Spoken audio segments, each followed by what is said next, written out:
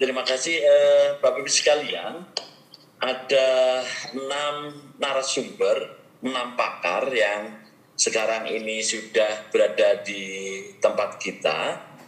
Kita mulai dari Ibu Dr. Penny Suharti.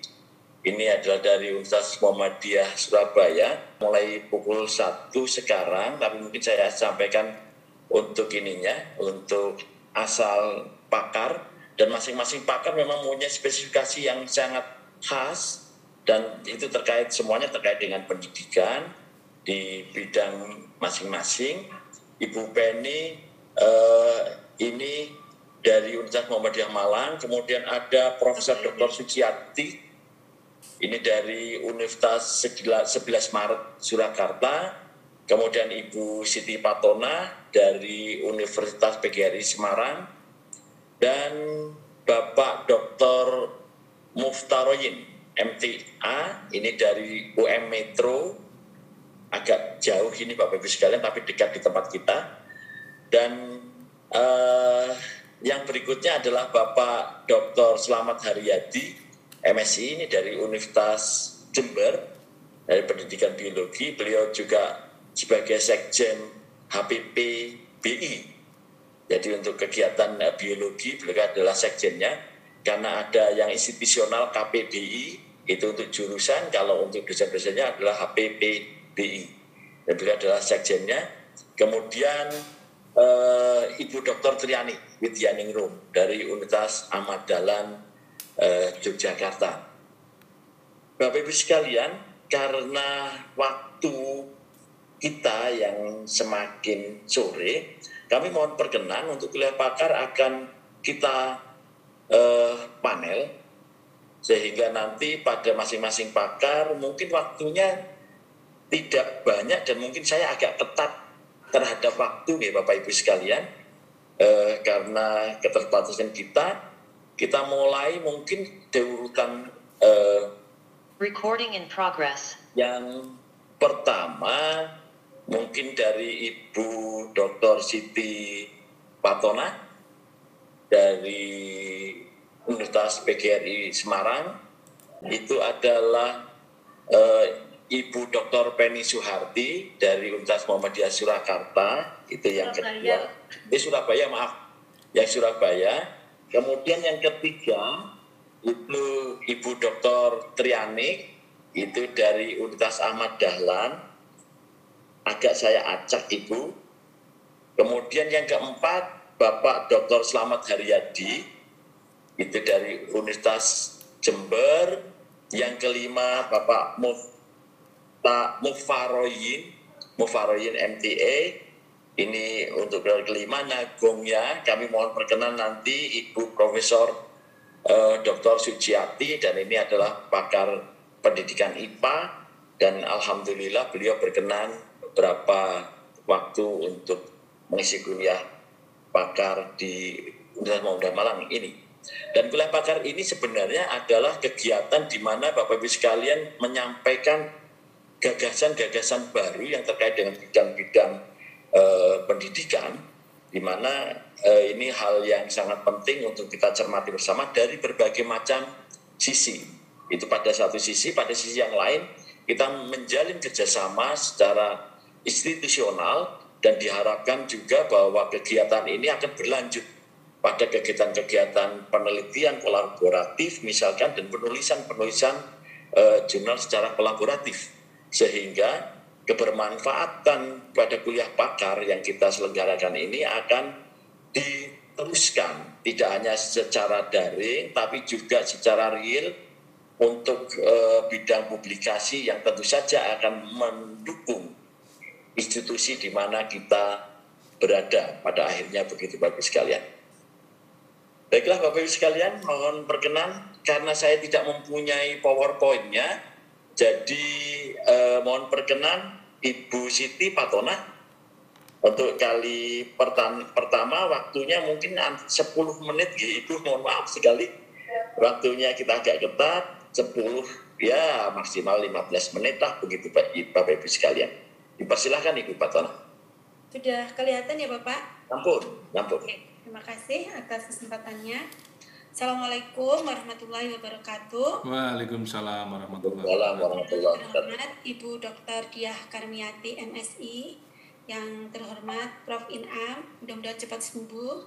Kemudian yang terhormat Bapak Moderator, Bapak Abdul Qadir Raharjanto, kemudian Bapak Ibu Dewan Pamateri Kuliah Pakar, serta mahasiswa-mahasiswa yang selalu saya banggakan.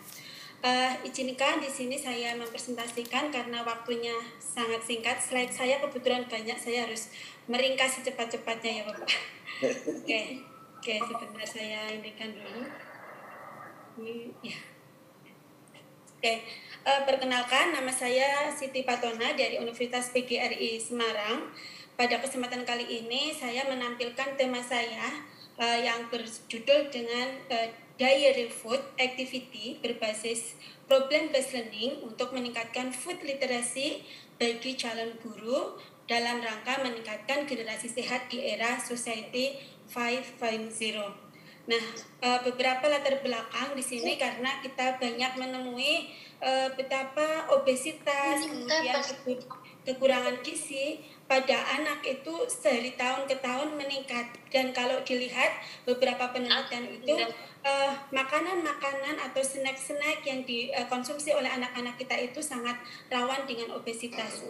Kemudian yang kedua, sebenarnya pemerintah sudah mengeluarkan tentang Permenkes nomor 41 tahun 2014 di mana tentang gizi seimbang. Namun ternyata penelitian dilakukan oleh Agustina Permatasari tahun 2019 itu menyebutkan bahwa banyak calon guru yang tidak tahu tentang adanya tentang gizi seimbang ini. Jadi masih kebanyakan adalah tentang 4 sehat 5 sempurna begitu. Padahal di sini berbeda. Gizi seimbang di sini ada porsi yang sangat menentukan, di mana misalkan banyaknya sayur itu banyak sama dengan banyaknya karbohidrat. Kemudian banyaknya buah itu sebanding dengan banyaknya lauk, dan ditambah dengan air putih serta olahraga. Nah, ini yang belum banyak tersosialisasikan.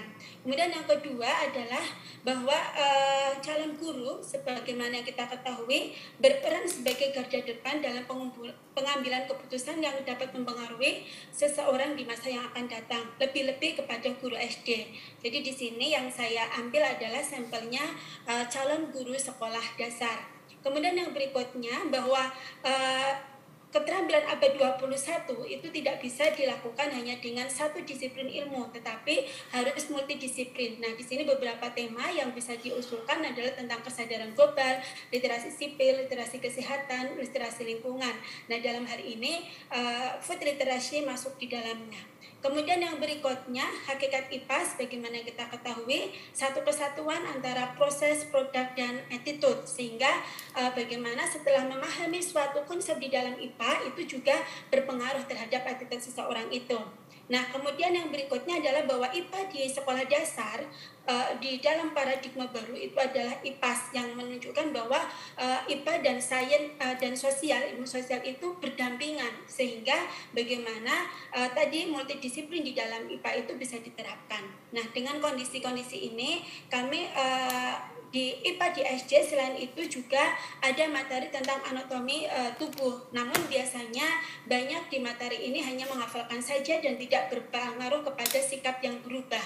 Nah, terutamanya adalah pada materi pencernaan makanan. Oleh karena itu, pada kesempatan kali ini saya mencoba untuk bagaimana membuat desain project pada mahasiswa tentang bagaimana mereka merancang kegiatannya sehari-hari untuk menjaga kesehatannya, yaitu melalui Diary Food Activity. Nah, di Diary Food Activity ini adalah merupakan salah satu bagian dari kegiatan yang akan kita gunakan, yang digunakan untuk membimbing atau memfasilitasi mahasiswa di dalam memiliki food literacy.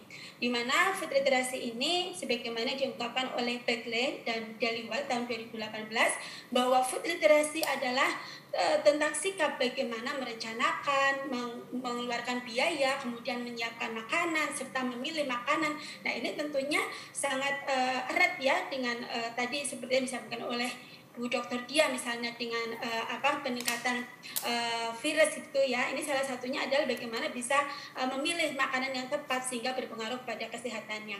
Kemudian selain itu juga menurut Polman bahwa kemampuan untuk memiliki mampu memilih makanan yang sehat di dalam berbagai situasi dan kondisi. Nah, di sini metodenya saya gunakan untuk survei cross seksional menggunakan dua instrumen yang saya pakai, yaitu instrumen Pullman tahun 2018 dan Yeswelna MS dan MS Cho tahun 2020. Nah, ini beberapa hasil yang diperoleh. Jadi dari keseluruhan sampel yang populasi yang masuk ke dalam link menggunakan menggunakan survei ya Ibu, menggunakan survei Bapak Ibu, di sini survei yang diperoleh bahwa mahasiswa kami itu memang banyakkan adalah perempuan.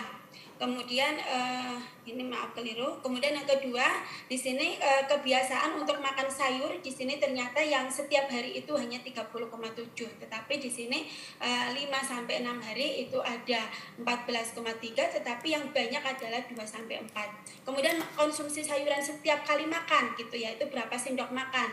Nah, ini ternyata 1 sampai 3 sendok makan di sini menduduki kelas kedua sesudah yang sebelumnya adalah lebih dari 5 sendok makan. Kemudian di dalam makan buah ini juga sudah relatif bagus. Kemudian makan buah yang dimakan pada sekali makan di sini rata-rata adalah kebanyakan adalah 2 buah. Kemudian makan ikan serta di sini adalah konsumsi air putih. Nah, ini yang tidak ada di Pullman saya tambahkan di sini. Nah, kemudian ini contoh dari kegiatan project based learning-nya. Jadi mahasiswa merancang kegiatan yang akan dilakukan. Di sini kami lakukan dalam 3 minggu. Jadi setiap minggu mereka merancang kegiatannya, diawali dengan temuan terhadap kondisi kesehatannya. Kemudian apa saja yang mau mereka lakukan. Dan di sini bertahap, sebagai contoh di sini 1,5 liter, karena ternyata setelah kami lakukan wawancara di kelas itu rata-rata anak-anak mahasiswa itu konsumsi air putihnya itu tidak mencukupi untuk kesehatan. Jadi di sini 1 minggu pertama 1,5, kemudian di minggu kedua bisa meningkat 2,5, kemudian di minggu ketiga ini juga 2,5. Di sini beberapa refleksi dari mahasiswa kami tentang bagaimana setelah mereka melakukan praktek ini. Nah, ini salah satu contohnya bagaimana literasi food yang mereka miliki. Jadi ini salah satu contoh dari soal UAS yang kami berikan dalam bentuk project. Jadi mereka menganalisis dari sebuah buah-buahan dan jenis makanan, kemudian dari mana jenis-jenisnya dan sebagainya serta manfaatnya, kemudian membuat informasi untuk dibagikan ke sebanyak mungkin orang bahwa ini loh buah-buahan itu sangat bagus buat kesehatan. Nah, kemudian instrumen yang saya pakai dari miliknya Pullman tadi di sini menunjukkan bahwa memiliki reliabilitas ya, baik person maupun item itu pada posisi bagus dan istimewa. Ini saya gunakan RAS model. Kemudian yang berikutnya karena tadi ada 25 item yang terdiri dari 2 jenis, yaitu 25 item untuk mengukur knowledge dan 25 item untuk mengukur skill. Di sini ternyata pada bagian item measurement pada S20 itu adalah skill yang pada item nomor 20 yang berbunyi bahwa setiap hari saya merancang menu dan makan makanan dari semua kelompok makanan itu banyak tidak dimiliki oleh mahasiswa. Artinya bahwa mahasiswa itu tidak merancang menu dan sebagainya, ya makan apa adanya yang ada di situ dimakan begitu ibaratnya, tidak merancang nanti mau apa saja. Kemudian yang berikutnya ini yang knowledge-nya, mereka mencuci pisau ketika menggunakannya untuk daging atau ini kemudian berpindah ke sayur, ini mereka rata-rata sudah tahu. Kemudian yang berikutnya di sini menunjukkan bahwa karena 005 PA itu artinya adalah mahasiswa dengan nomor 5, kemudian dia adalah seorang perempuan, kemudian dia dari prodi IPA, itu cenderung memiliki food literasi tinggi dibandingkan dengan responden nomor 100 yaitu laki-laki dan juga IPA. Kemudian yang berikutnya di sini variabel mapnya. Jadi untuk K08 ternyata saya tahu teknik memasak, kemudian menimbulkan kerusakan itu menduduki pada posisi yang mudah untuk yang tidak sesuai. Jadi susah untuk memutuskan ini saya sesuai atau tidak. Tapi kalau tadi mencuci pisau yang digunakan untuk memotong daging, ikan mentah itu paling mudah untuk diterima. Kemudian untuk yang skill, ini skill yang susah untuk dinilai oleh mahasiswa adalah tentang tadi merancang menu. Ini menunjukkan bahwa mahasiswa itu tidak pernah atau jarang merancang menu pada saat mereka mau makan. Kemudian yang berikutnya adalah ini, jadi berdasarkan knowledge-nya, maka di sini ternyata mahasiswa dengan pada poin item K05 yaitu mengetahui bentuk-bentuk alami dari bahan makanan, misalnya tahu tepung gitu, jagung dan sebagainya. Ini ternyata mahasiswa laki-laki mempunyai pemahaman yang lebih tinggi dibandingkan dengan mahasiswa perempuan. Kemudian kalau misalnya pada S17 ini yang skill itu tentang saya pikir memasak dan menyiapkan makanan itu memiliki probabilitas di bawah 5%, itu menunjukkan bias pada jenis kelamin juga, yang artinya di sini bisa dilihat kalau di sini perempuan lebih tinggi dibandingkan laki-laki. Kemudian yang berikutnya div-nya berdasarkan asal background SMA-nya begitu ya. Jadi di sini ada yang A itu IPA, K itu SMK, kemudian S itu IPS. Nah, di sini juga sama untuk K05. Kemudian untuk yang skill di S14, saya yakin bahwa saya dapat mengikuti suatu resep masakan kurang dari 5%. Ini juga sama dan menunjukkan bahwa anak perempuan atau mahasiswa perempuan ini lebih menguasai dibandingkan mahasiswa laki-laki. Nah, ini beberapa keseluruhan dari instrumen yang saya gunakan. Ya, demikian dari kegiatan saya ini yang saya lakukan selama 1 semester.